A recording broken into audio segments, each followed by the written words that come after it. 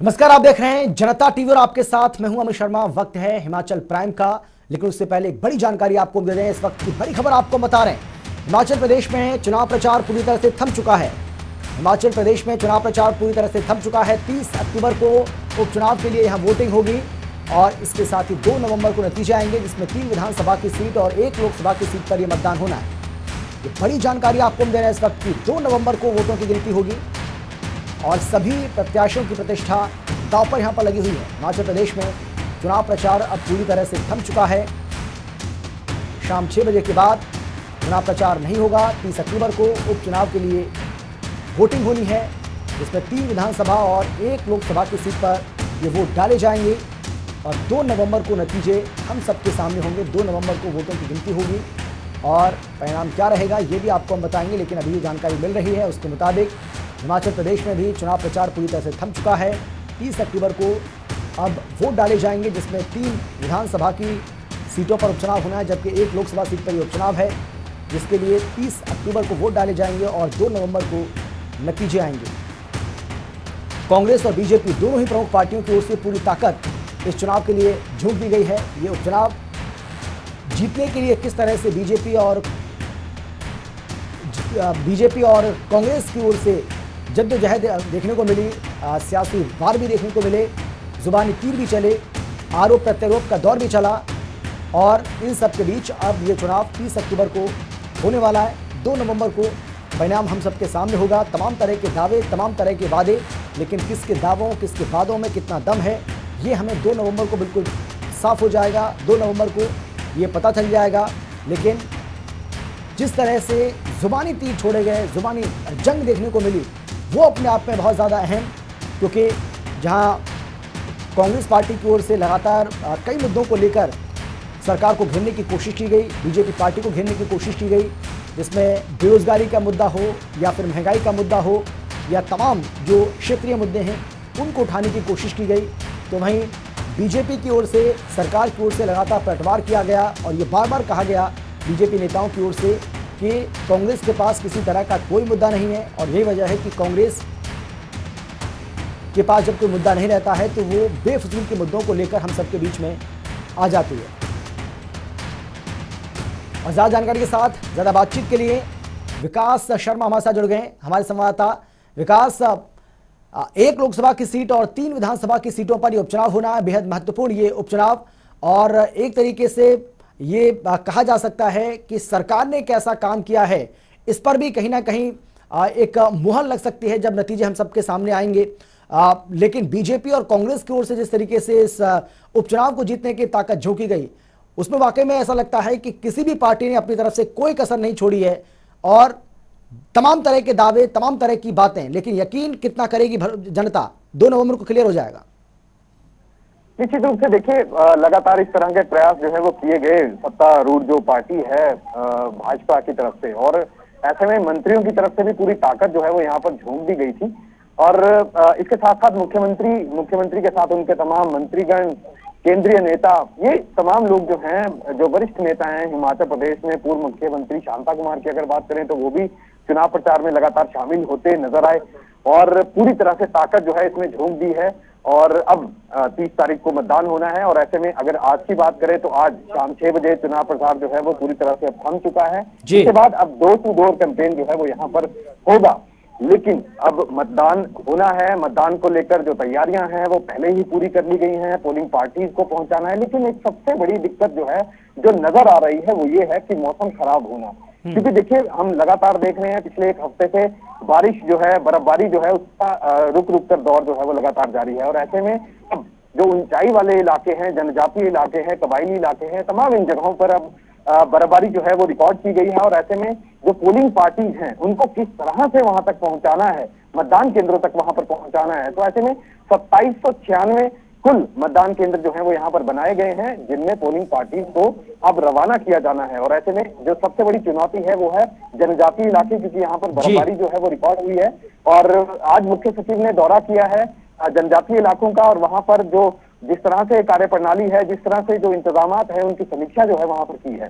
और इसके साथ साथ उन्होंने ये भी भरोसा चलिए, बिल्कुल विकास, समय की कमी है। बहुत शुक्रिया आपका। इस बड़ी खबर पर नजर आप बनाए रखिएगा। अपडेट के साथ एक बार फिर से आपके पास आएंगे और 30 अक्टूबर को भी पल पल की जो अपडेट है वो आपसे हम जरूर लेंगे।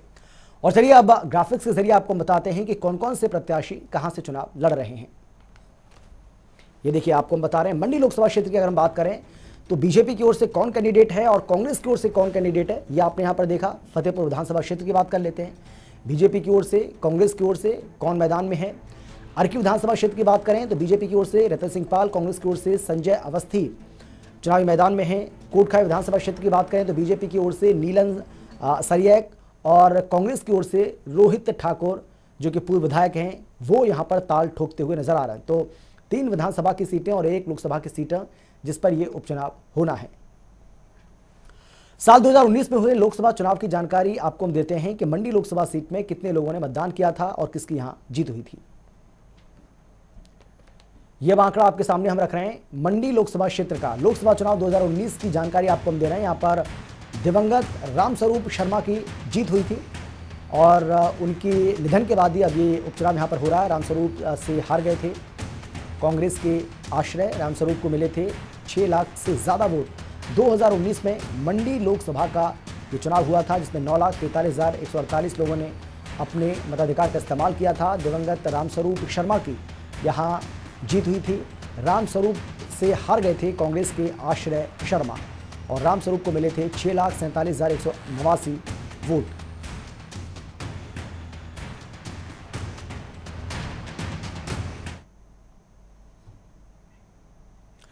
वहीं हिमाचल प्रदेश में 2017 में विधानसभा चुनाव हुए थे और इन विधानसभा चुनावों में कितना प्रतिशत मतदान हुआ और फतेहपुर, अर्की, जुब्बल, कोटखाई में कितने लोगों ने मतदान किया था, यह आपको यहां अब हम बता रहे हैं।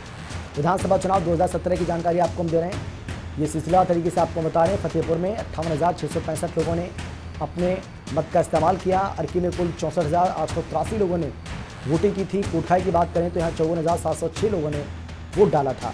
74.45% मतदाताओं ने यहाँ अपने मताधिकार का इस्तेमाल किया था। 2017 में यहाँ विधानसभा के चुनाव हुए थे। उपचुनाव को लेकर किन्नौर में मुख्य सचिव राम सुभान सिंह ने अधिकारियों के साथ चुनाव प्रबंधों को लेकर बैठक की। बैठक में मुख्य सचिव की तरफ से तैयारियों की समीक्षा की गई। मीटिंग में पुलिस महानिदेशक संजय कुंडू, मुख्य निर्वाचन अधिकारी समेत तमाम अधिकारी बैठक में मौजूद रहे। इस बैठक में मुख्य सचिव ने अधिकारियों को सभी विधानसभा क्षेत्रों में पेट्रोलिंग बढ़ाने के निर्देश भी जारी किए। साथ ही दूसरे राज्यों से आने वाले वाहनों पर सख्ती से नजर रखने के निर्देश भी दिए।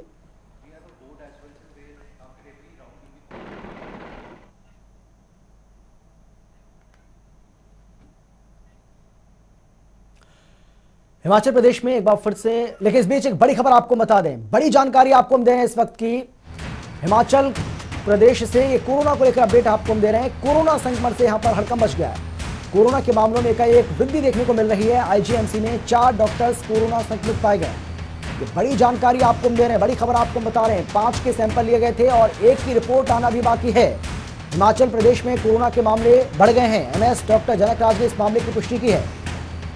हिमाचल में कोरोना का संक्रमण बढ़ने से हड़कंप मच गया है। मामलों में लगातार बढ़ोतरी हो रही है और आईजीएमसी में 4 डॉक्टर्स को कोरोना हो गया। 4 डॉक्टर्स यहां कोरोना संक्रमित पाए गए।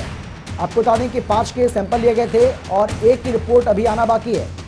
यानी कि आप देखिए, हालांकि एमएस यानी कि जो मेडिकल सुपरिटेंडेंट हैं उन्होंने इस बात की जानकारी दी है। हिमाचल प्रदेश में फिर से एक बार मौसम का मिजाज बदल गया है। शिमला, मनाली समेत कई इलाकों में हल्की बूंदाबांदी देखने को मिली। लाहौल स्पीति की बात करें तो कई जगहों पर यहां हल्का हिमपात देखने को मिला। मंगलवार रात को रोहतांग में 20 सेंटीमीटर, कोकसर में 10 सेंटीमीटर, नॉर्थ पोर्टल और सिस्सू में 8 सेंटीमीटर समेत कई इलाकों में बर्फबारी हुई। तो वहीं लाहौल स्पीति में पर्यटकों की आवाजाही को फिलहाल के लिए रोक दिया गया है। पहाड़ों पर एक बार फिर से मौसम का मिजाज बदल चुका है। दरअसल मैं राजधानी शिमला में हूँ और मेरे पीछे आप ऐतिहासिक रिज मैदान की तस्वीरें जो हैं वो आप देखें और इससे समझें कि जिस तरह से हल्की बारिश जो है वो यहाँ पर हुई है। कहीं ना कहीं आज अगर इस बारिश के होने के बाद अगर कहें कि तापमान में गिरावट हो रही है और वो गलत नहीं होगा, वो इसलिए क्योंकि आज भी तापमान जो है वो गिरे हैं। अब से कुछ ही देर पहले यहाँ पर दिन के समय में हल्की ओलावृष्टि भी यहाँ पर हुई है, बारिश भी यहाँ पर हुई है, जिसके बाद तापमान में जो है वो गिरावट यहाँ पर देखी जा रही है।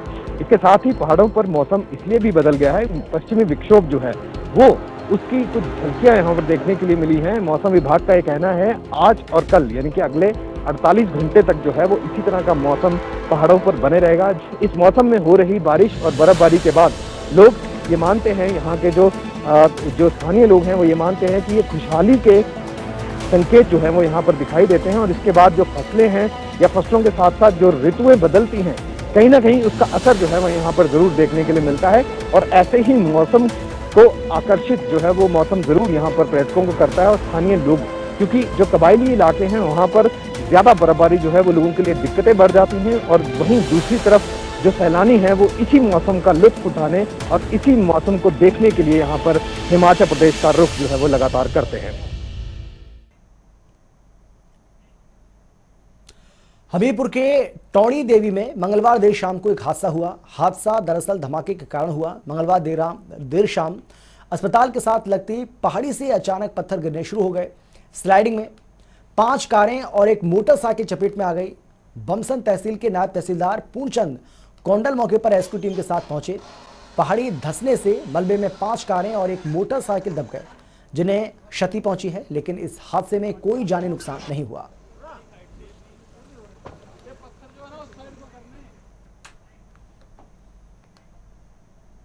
हिमाचल प्रदेश में कोरोना वायरस फिर से तेजी के साथ अपने पैर पसार रहा है।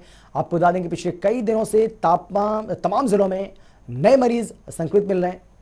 जो कांगड़ा जिले में दूसरे दिन फिर से 100 से ज्यादा कोरोना के नए मरीज मिले, और इन 100 नए मरीजों में 50 से ज्यादा छात्र कोरोना संक्रमित पाए गए। छात्रों के बीच तेजी से फैलता कोरोना ने स्वास्थ्य विभाग की चिंता को बढ़ा दिया है, जिसे लेकर सरकार की तरफ से फैसला किया गया है कि 1 नवंबर से 6 नवंबर तक प्रदेश में स्कूल बंद रहेंगे।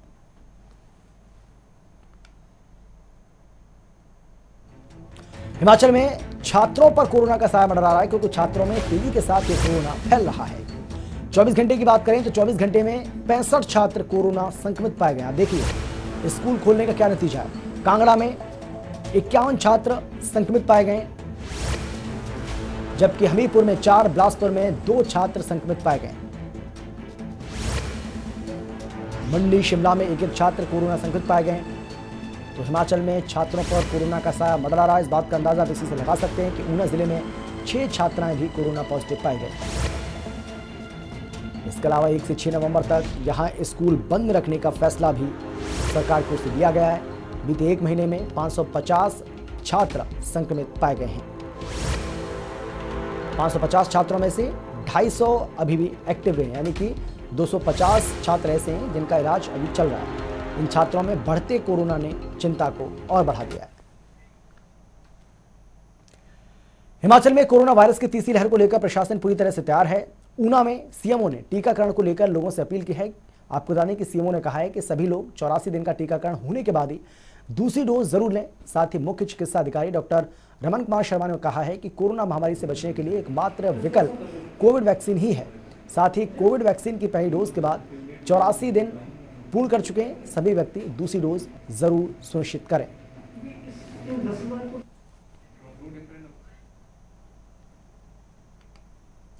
कुल्लू के मलाड़ा गांव में भीषण आग लगी। भीषण आग ने करीब 15 से ज्यादा मकानों को अपनी चपेट में ले लिया। मकान जलकर राख हो गया। हालांकि आग में किसी के हताहत होने की खबर नहीं है। सभी को सुरक्षित बचा लिया गया। मौके पर दमकल विभाग की टीम ने पहुंचकर आग पर काबू पाया। एसडीएम कुल्लू विकास शुक्ला ने बताया है कि प्रशासन की तरफ से राहत और बचाव कार्य किया गया। 16 मकान जले हैं। 16 घर इसकी चपेट में आए हैं जिनका नुकसान हुआ है। कोई भी ह्यूमन लॉस जो है इस ट्रेजेडी में नहीं हुआ है। जो एस्टिमेटेड लॉस है, जो इन सब लोगों से बातचीत करके हमने अराइव किया है, लगभग 9 करोड़ का नुकसान इन सब घरों का और परिवारों का हुआ है। और ऑलमोस्ट 150 लोग इस पूरे अग्निकांड में प्रभावित हुए हैं। प्रशासन की टीम, हम लोग खुद भी वहाँ पे अभी मौका करके आए हैं सुबह, और हमारी रेवेन्यू की पूरी टीम अभी वहाँ पे मौजूद है और इसके बारे में वो कंप्लीट डिटेल्स तैयार कर रहे हैं। और जो रिलीफ मैनुअल के मुताबिक जो रिलीफ बनता है वो इनको दिया जाएगा। और अब वक्त है हिमाचल एक्सप्रेस का। बिलासपुर में स्वयं सहायता समूह के उत्पादों की 7 दिवसीय प्रदर्शनी राज्य ग्रामीण आजीविका मिशन कर रहा है आयोजन। जिला उपायुक्त पंकज राय ने किया शुभारंभ। स्टेट कबड्डी चैंपियनशिप के लिए सिरमौर में होगा ट्रायल का आयोजन। सिरमौर के पुरुष और महिलाओं को आगे बढ़ने का मिलेगा अवसर। नालागढ़ में फैली गंदगी से बीमार पड़ रहे हैं लोग। स्थानीय लोगों की सरकार प्रशासन से जल्द गंदगी साफ करने की मांग। नालागढ़ के राजपुरा में जूता फैक्ट्री के रातों रात बंद करने के खिलाफ मजदूरों में रोष। बीते 1 महीने से लगातार अपनी मांगों को लेकर हड़ताल पर बैठे हैं मजदूर। बिलासपुर की हरलोड़ा पंचायत के देवला छांव में बिना सरकारी भूमि पर परमिशन पंचायत ने बना दी सड़क। वन विभाग ने तलब की रिपोर्ट। बिलासपुर में आयोजित की जा रही राष्ट्रीय वाटर स्पोर्ट्स प्रतियोगिता में बढ़ चढ़कर भाग ले रहे हैं प्रतिभागी। उपायुक्त ने विजेता खिलाड़ियों को मेडल देकर किया सम्मानित। नाहन में 29वीं चिल्ड्रन साइंस कांग्रेस का आयोजन। जिला भर से 1400 बच्चे ले रहे हैं हिस्सा। नाहन में आर्ट एंड क्राफ्ट प्रदर्शनी का हुआ आयोजन। प्रदर्शनी में दिखी दिव्यांग बच्चों के हौसले की झलक।